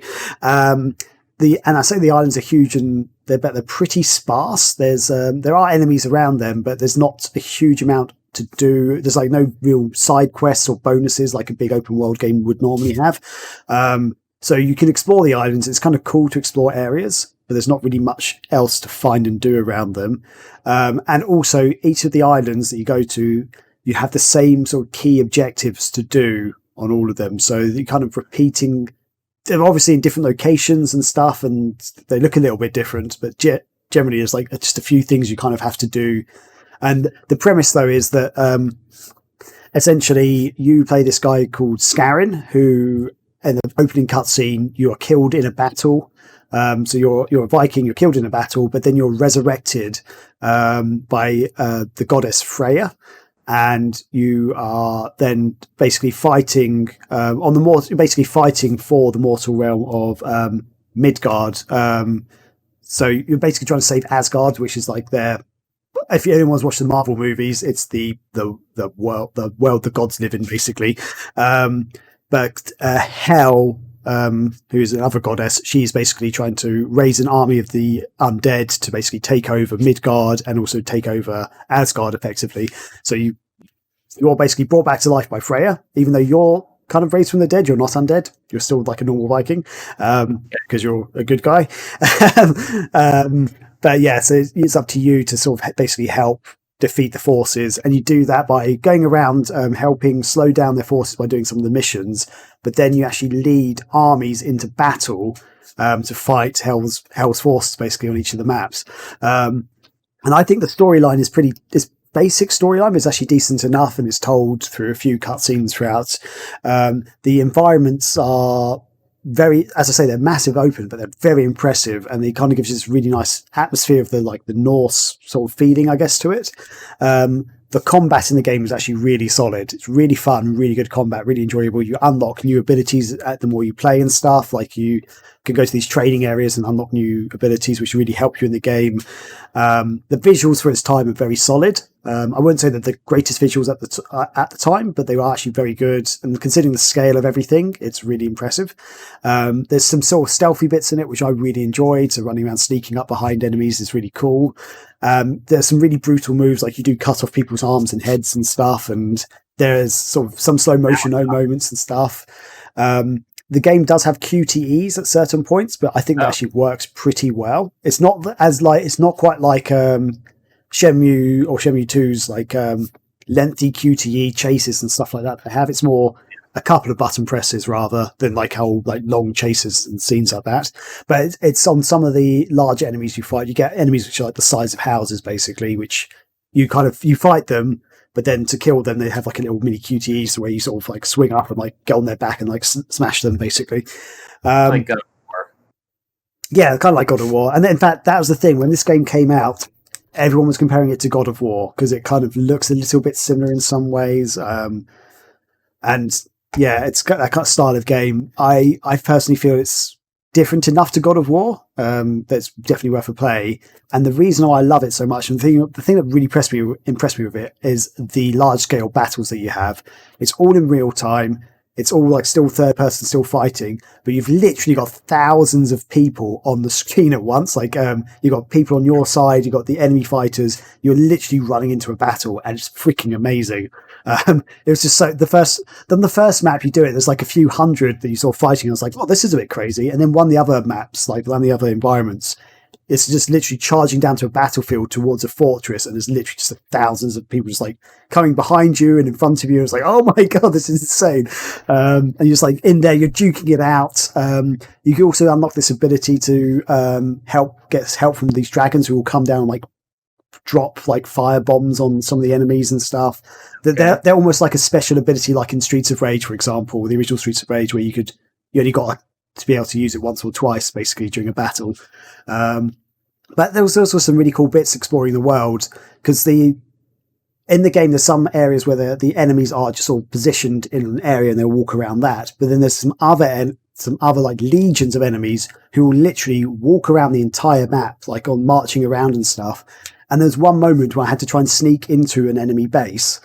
And I remember sitting on this ridge just over it. I started to sneak out and I heard this marching sound. I was like, what the hell's that? And I looked to my right, and just over the hill was literally 200 enemies, just marching in marching formation coming towards me. I was like, oh crap. And I was in a position where I kind of had to run, but I couldn't go back up the hill because I just slid down it. So I was having to run and try and get away from them, but some of them saw me. So I was getting chased by 200 enemies at one point. I was oh my god, it's insane. There's no way I could defeat them all, because even though you're a good fighter in it, you can't take on that many people. It was nuts. Yeah. So it's kind of one of those games where you make your own mini adventure, I guess, almost just by just going around doing things your way.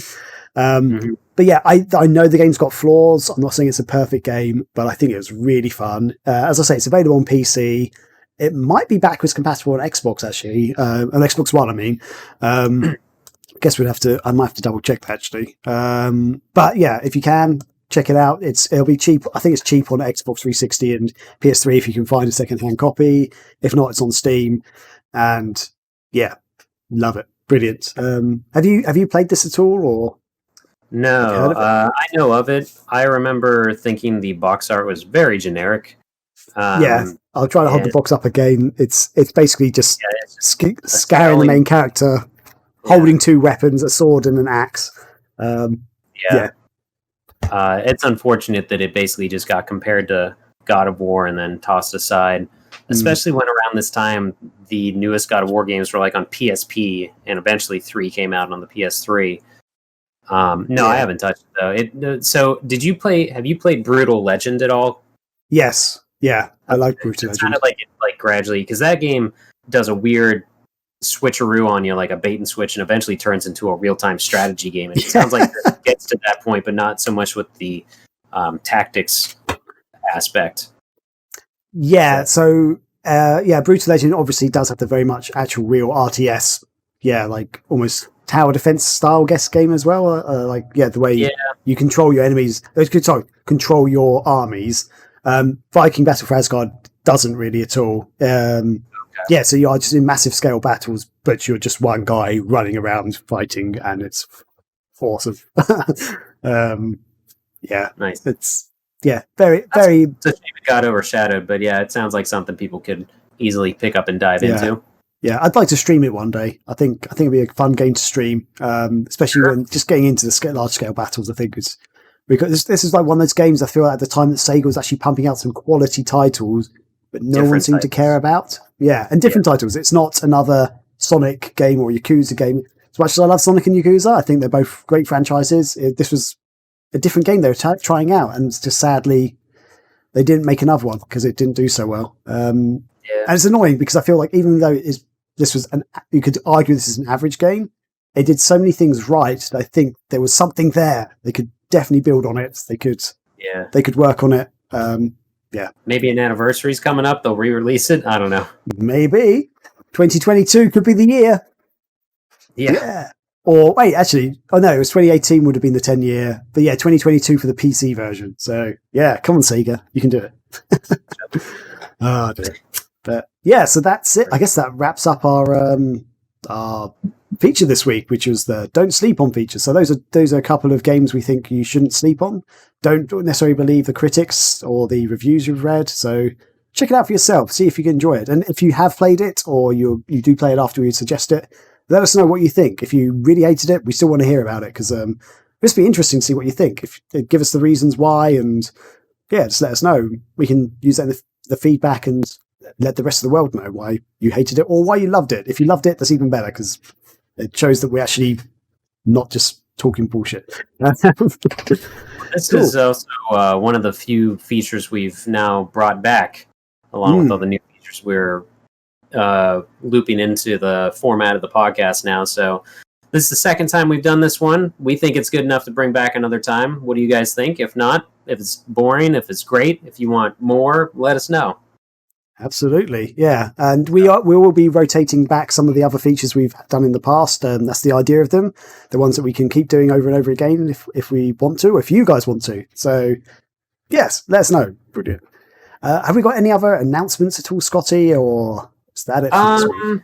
I mentioned the marathon recap video is up. Again, just giving another shout out real quick that is up and you can watch it and you can still donate to Extra Life. We're still in talks of what we're going to do on Extra Life Day, or if we're going to do any other type of big streams. But again, thank you to everyone that helped us out. We try to do stuff, not that Extra Life Day itself is awesome, but we feel like we shine more when we're not streaming, like in comparison to thousands of others that raise millions, tens of thousands of dollars. So we might do something on a different anniversary. Keep your ears peeled. Honestly, the Discord and our Twitters are the best thing to follow in terms of announcements like that.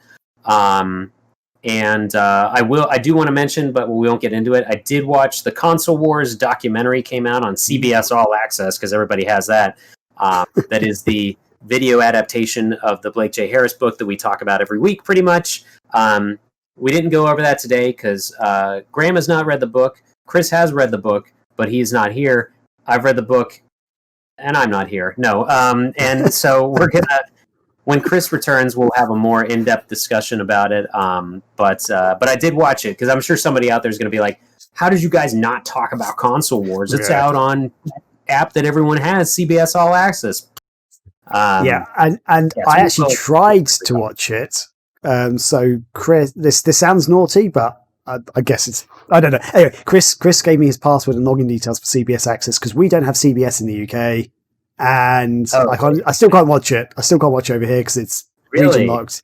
And I even tried using one of those not very legitimate VPN things on my browser, and it still didn't work. Those of these sites know how to block those, so I know Netflix can block them and stuff, and it seems CBS Access can block it as well. So it thinks I'm in the UK still, won't let me watch it. What? Because I know so the reason we have CBS All Access is solely because Rachel is a big fan of Big Brother. I know that's huge over in your neck of the woods. What network is that on? Oh, so that's like on Channel 5 now over here. That's the name of the network. It's called Channel 5. Okay. We don't have American Big Brother. We have UK Big Brother. So I guess it's different. I thought it would be under the same umbrella somehow, like the same network thing. Well, but that's on CBS, so I thought it would be because Big Brother is actually originally a Dutch show, I think. Like it's from Holland. So yeah, the UK and American versions are not the original version, sadly. So it actually comes from Europe. I'm pretty sure it's from Holland, and so I guess in America you've got CBS bought the rights to that. Over here we've got Channel 5 bought the rights to it. So all right, yeah. I don't know. We'll find some way for you to watch that though. Okay, that'd be good. It might come out over here on Amazon or Netflix or something at some point. That's what tends to happen. It's like the first CBS All Access original thing too. Oh no. The app sucks, by the way. It's garbage, no matter what you're running it on. CBS can suck it. Maybe we can have a watch party on Discord or something at some point. Get everyone involved. Come on. I don't know how. Yeah, who knows? But we'll talk about it eventually. I just want to let people know it is in our ecosystem right now, or whatever, or something. Yeah, it's in our ether. It's floating around us. Yeah, cool, awesome, yes. And that'll do it, I guess. So thanks everybody for watching, for listening, for sending in your feedback and your questions. We love you guys, and be excellent to each other. See ya. See ya.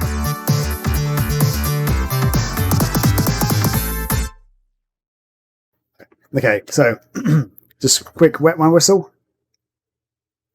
Also, I need to get this practice down. Yes, you're that way.